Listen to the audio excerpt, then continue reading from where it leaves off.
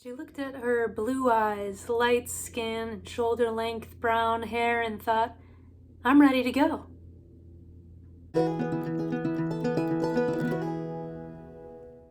Welcome back to my channel. My name is Carly Stevens, and this is Carly Stevens Books for all things writing, publishing, and indie author life. And what I wanted to talk to you about today is a variety of ways to get across your character's appearance without having them look in the mirror. It is usually such a lazy way to get that information across, and so there are many more compelling, interesting, and story integrated ways to give that information that I wanted to share 5 big ones with you today. Number 1 is comparison. It's normal for us to compare ourselves positively, negatively, or even neutrally to others around us. And so consider, would this character compare their height to a sibling, their eye color to somebody that they know, their skin tone to somebody that they know? It can come up very naturally in the course of thoughts and even be something that is discussed as well over the course of a relationship. Again, be that sibling, friend, or whatever. So use comparison to get across the features that your main character has. Number 2 is a super simple one. It is, what is your main character self-conscious about regarding their appearance, and what are they proud of regarding their appearance? Those are things that will naturally come to mind as well. They'll think, oh, you know, maybe I'm not attractive because I have all these, all this acne on my face, or whatever it is.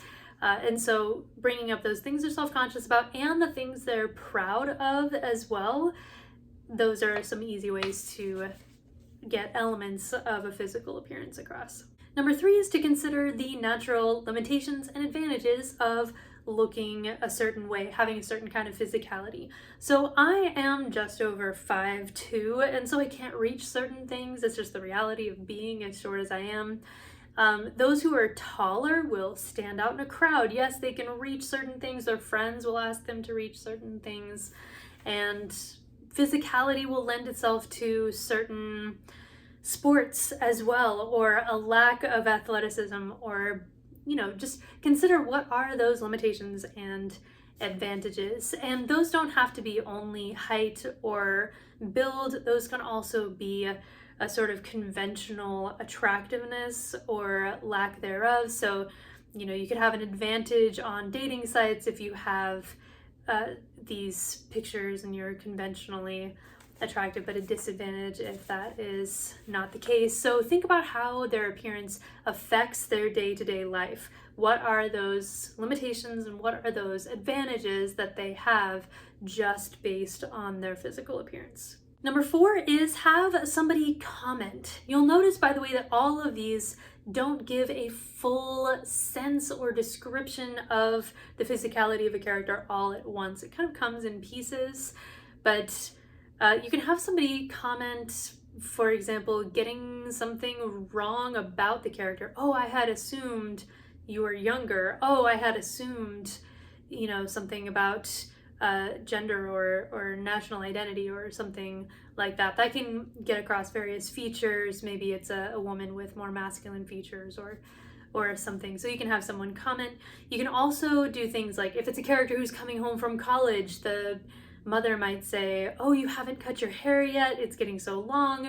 So now you know that the character has long hair. Or why did you get all those tattoos? So having these comments about people's opinions or perspectives on the physical appearance of another character is another solid way to go.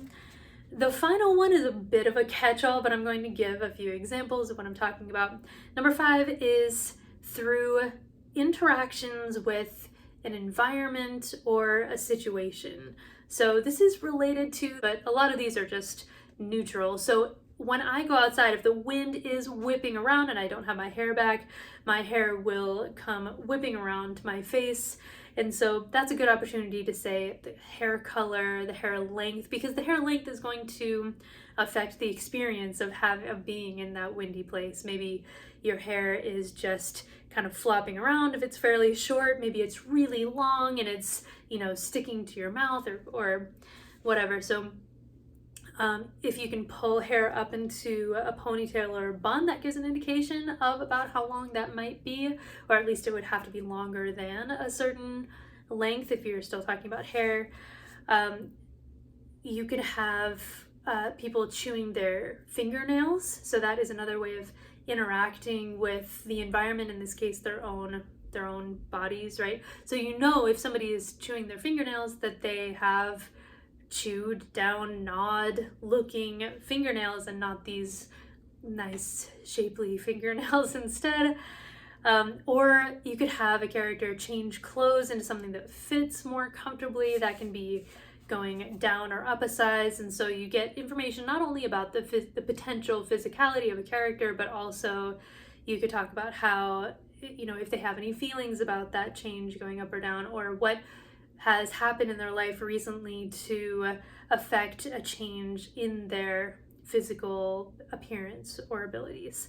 So yes, lots of ways to give tons of hints on physical appearance without having a character look in the mirror. There are very rare circumstances when it does make sense to have a character really break down their own appearance, but that is the exception and not the rule. If you shoehorn in a lot of these facts, it's a hallmark of poor writing. Instead, the story and the character should come first, and that description of the character should be a more natural fit into the story rather than being something that you're just told as an audience member.